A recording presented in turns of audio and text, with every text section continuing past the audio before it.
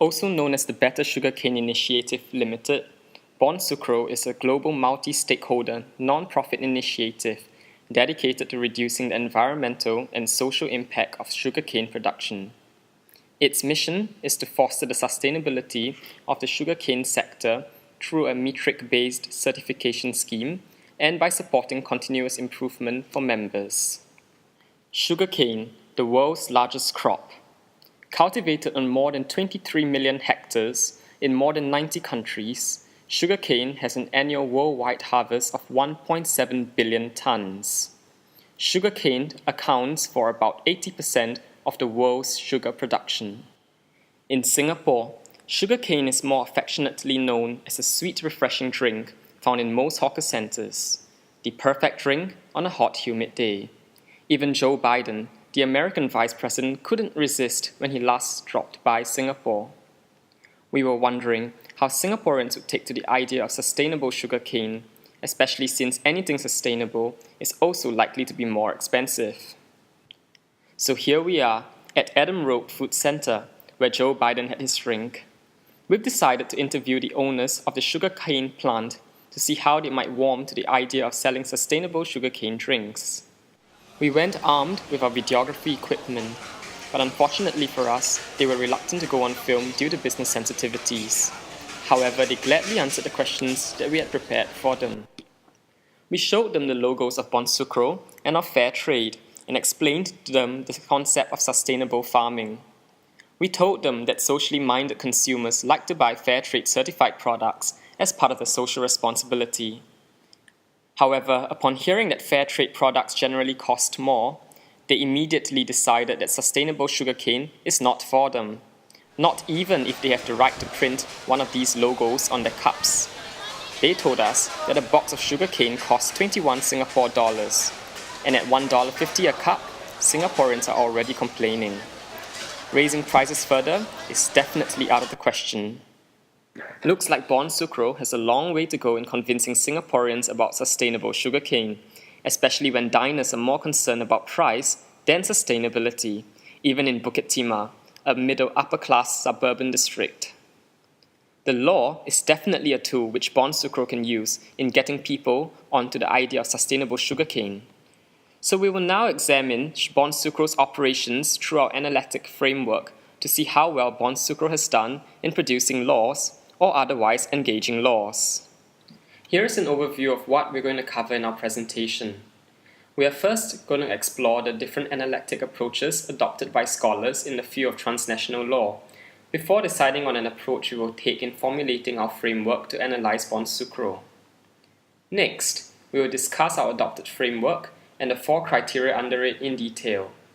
Lastly, we will discuss the structure and operation of Bonsucro and apply our framework in analyzing how well Bonsucro has done in producing or otherwise engaging law. As our focus is on transnational operators, we will need a framework that distinguishes between the different types of transnational operators and the different work they do. The number of transnational operators is ever increasing, and they all have different agendas seeking to achieve different goals. We hope our framework will uncover the nature and character of transnational law. As such, we need to move away from the statist conception that might hinder our approach. Instead of looking at the operator through the lens of territoriality, states, and governments, we have decided to approach it through a community perspective.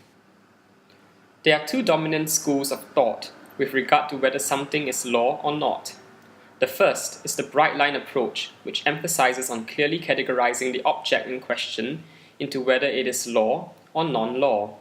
While this promotes certainty, there is a sense of artificiality in many instances where some force-fitting is necessary to squeeze objects into the 2 categories, law or non-law. The bright line also becomes less bright when we realize it is not a universally accepted objective line. In fact, each scholar has his own self-defined bright line. On the other hand, the scale approach allows a framework that focuses on a number of criteria which we can analyze individually so as to achieve a holistic assessment that takes into account strengths and weaknesses of each criterion. While there is a tendency to start assigning scores to each criterion and achieve an overall score, we have been mindful not to do so, as we are aware that the different criteria do not carry the same weight or have the same value in the overall assessment of whether an object is law or not. We have decided to adopt the scale approach for these reasons. We live in a complex globalized world that is no longer state-centric. Today, we have states negotiating with multinational corporations for foreign direct investments. We have multinational corporations contending with non-governmental organizations over acceptable human rights standards. And we have private actors weighing in on just about everything that has not yet been discussed. In short, we live in a pluralistic world where different transnational operators fill the ever-expanding hybrid space between law and non-law. Hence, we feel that the bright line approach is inadequate to meet today's complex and rapidly changing world. The bright line approach also fails to distinguish the differences between operators once they are sorted, as this approach is too focused on categorization. On the other hand, the scale approach allows us to conduct a holistic, broad-based inquiry to identify and analyze different organizational structures and nuances in operations. As such, we should be asking this question: to what extent is something law, and not whether something is law or not? With that, we present to you our framework. We will now explore the framework that our group will be using for analysis. As can be seen from the diagram displayed, the four criteria we use for determining how much the standards an organization produces represents law are: first, the intent to create legal norms; second, the form of the standards, which represents concrete evidence of the intent to create legal norms; third, the substance of these standards, which includes accountability, legitimacy, and equitability; and finally, the effects of such standards, which will be looked at from the perspective of impact on behavior. It must be noted that the presence or absence of any of these criteria do not absolutely determine whether an organization's standards are law or not. Instead, it is a measure of degree, a measure of the extent to which the standards represent law. Take for instance the various examples depicted in the diagram. The various criteria may be said to be, in a sense, added up to provide a measure of the extent to which it represents law. Let us now move to examine each of the four criteria in further detail. First off, the intent to create norms can be used as the first line indicator to decide the extent to which an organization's standards represent law. It is important to note whether the parties indeed had the intention to make law. If the parties have clearly stated that the standards are not meant to be law, but are instead, for example, aspirational, then it is not for us to determine that it is law. Such intentions may be based on the express or implied intentions of the parties. Because it is often unclear as to whether organizations intend to create legal norms, it is necessary to reconstruct the intent of the parties. This can be done through interpreting the text itself, the circumstances leading to the adoption of the text, and finally, the behavior and attitude of the authors of the text. Through these indicators, we will be able to determine the extent to which the organization had intentions to make law. However, it is once again important to note that the absence of a clear intent to create legal norms is not fatal and does not immediately render an organization's standards to be non-law.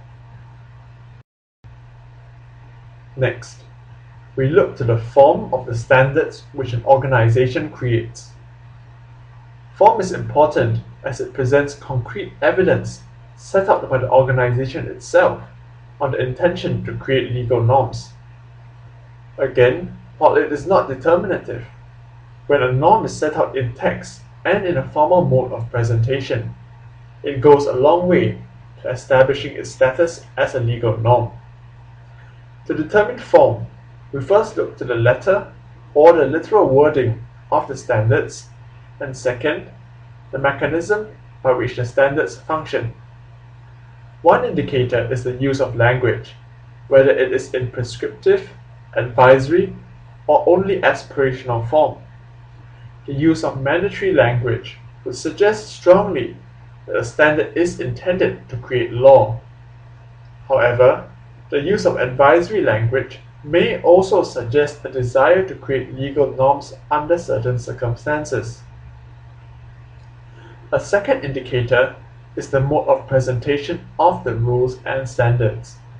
If an organization presents its standards formally, for instance in a set of articles of association, this would have more legal influence as compared to an informal presentation in a poster, for example.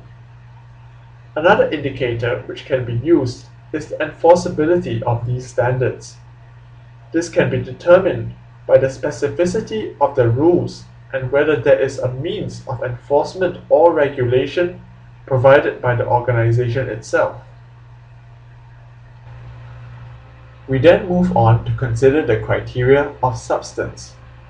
This would move transnational law and regulation in a direction which relies on substantive principle.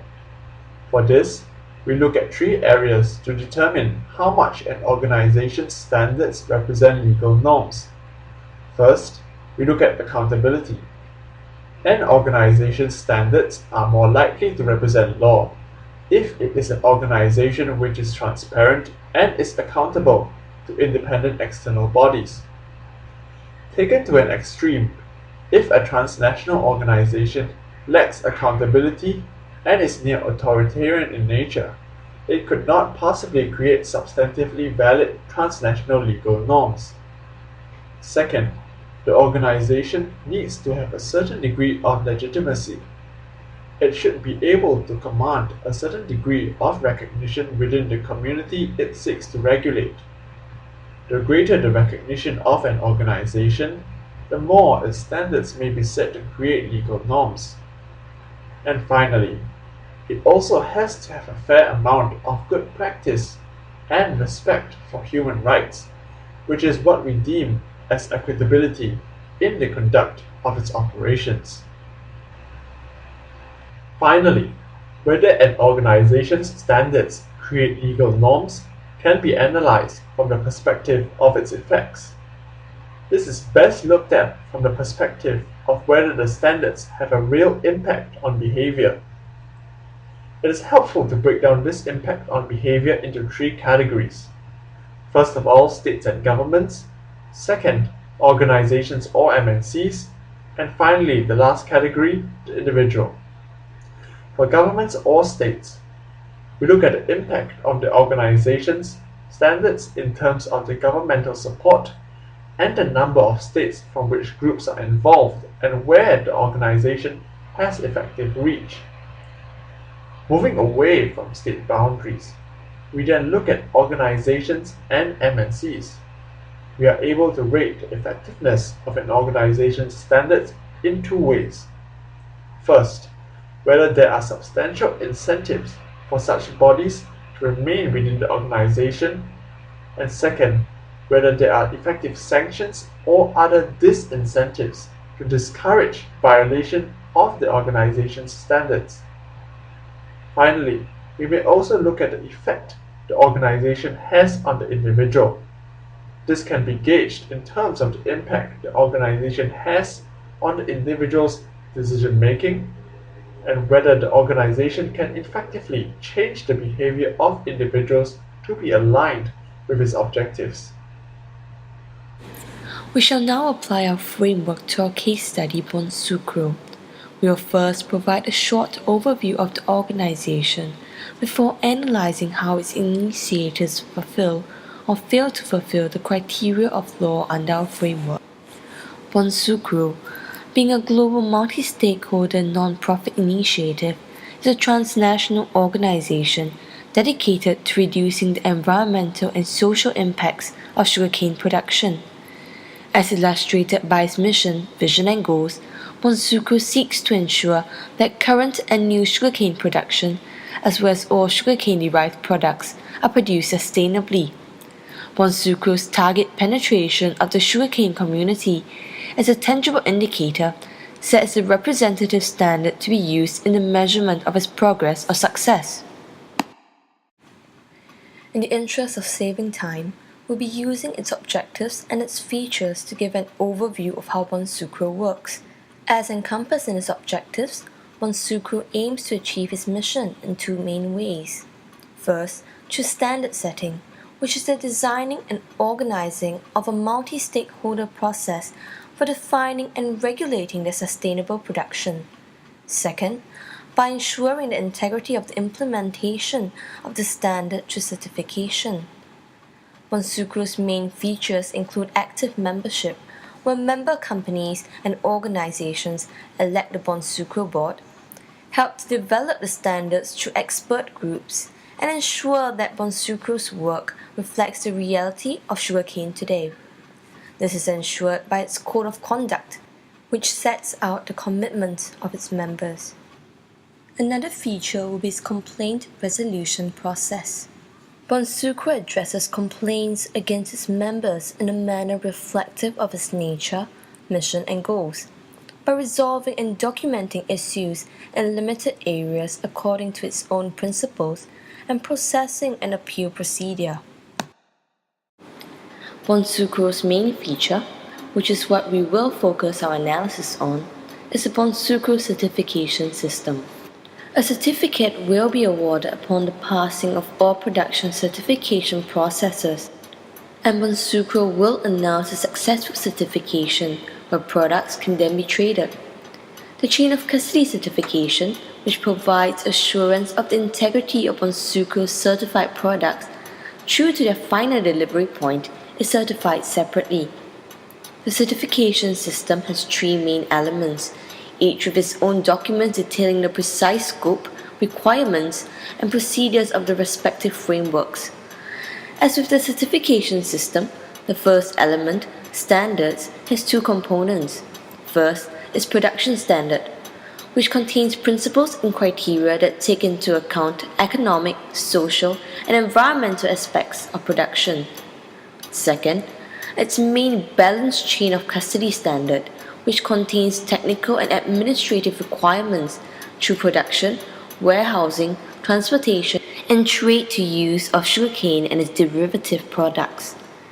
The second element is its guidance and clarification documents which accompany the two standards. They provide guidance by providing a description of how to interpret the principles and criteria from the Bonsucro standards, or the instructions to verify compliance through indicators and verifiers, information related to exceptional situations, objective criteria for critical limits, and finally, tools and calculations for audit.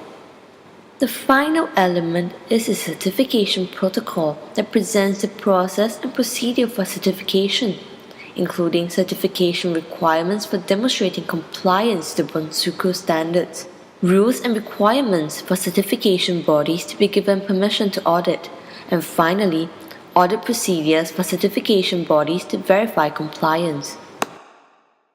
Based on our framework, we conclude that Bonsucro does, to a large extent, produce law through its Bonsucro certification system. As illustrated by the graph, the Bonsucro certification system scores highly on intent and form, moderately on substance, and greatly lacks effect. We will now examine in detail the assessment of the individual criteria. In assessing the driving intention of the Bonsucro certification system, we examine Bonsucro's intent as per its mission.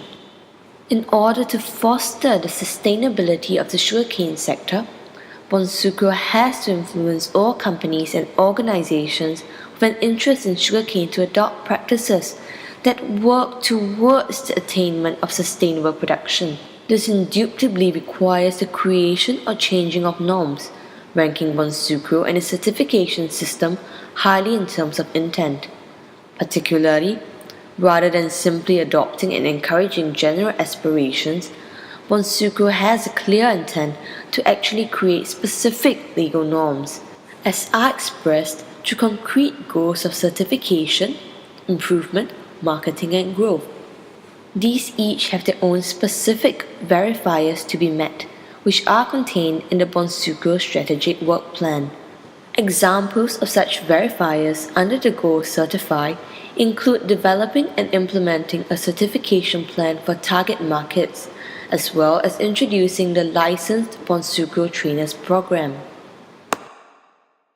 In terms of form, Bonsucro largely fulfills the standards required of every indicator. The documents governing the certification system, including the overarching Bonsucro certification protocol and the standard and audit guidance documents, contain mostly compulsory criteria, which are worded in mandatory language. They therefore are prescriptive as required by the first indicator of the required form for law. A high level of formality and comprehensiveness is present in both letter and mechanisms of the Bonsucro certification system. This means that both the form of presentation taken, being official documents, and the form of implementation, as a recognized official certification system, are formal and comprehensive enough to establish intent on Bonsucro's part to produce the certification system as a form of law. Finally, while the documents governing the certification system contain both broad and specific rules, they all are clearly enforceable as mechanisms to enforce them are provided. Examples include the actual sampling methodology for audits prior to certification, and even processing and appeals procedure for its complaint resolution process upon a failure to comply with the standards and regulations. In assessing the substance of the Bonsucro certification system as law, we examine Bonsucro's substance, given that Bonsucro is the creator of the system and would thus affect its accountability, legitimacy, and equitability. In terms of accountability, Bonsucro's main features are transparent, with the protocols and procedures being clearly documented in the relevant documents, and these are available for download online worldwide. However, while Bonsucro's board of directors, as directors, owe fiduciary duties to its members within the sugarcane interested community, they are not accountable to non-members within the same community. Accordingly, in this respect, Bonsucro, in the management of its business as an organization, lacks accountability to any independent external bodies. In terms of legitimacy, while Bonsucro has some kind of legitimacy, all of it is derived from the bona fide belief that the integrity, credibility, and continued progress of Bonsucro and its member organizations will be upheld. This belief is likely to stem from its members' code of conduct and the active involvement in Bonsucro's decision-making, rather than its status as a non-profit initiative which in itself does not provide it the recognition as a law-creating or engaging body within its community. While attempts have been made to improve on the status of recognition, they as alternatives do not confer an equivalent standing of legitimacy. Finally, in terms of equitability, Bonsucro clearly makes the mark. This is as reflected expressly in the principles found within its production standard that show evident dedication to both good practices and human rights.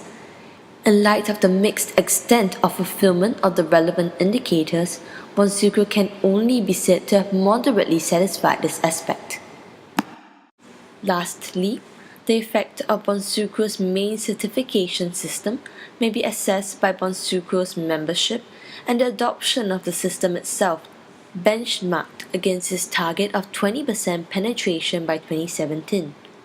As clearly shown in the slide, Bonsucro does not directly impact on the behavior of governments and states, as it has no direct government support and only has certified production in 2 countries.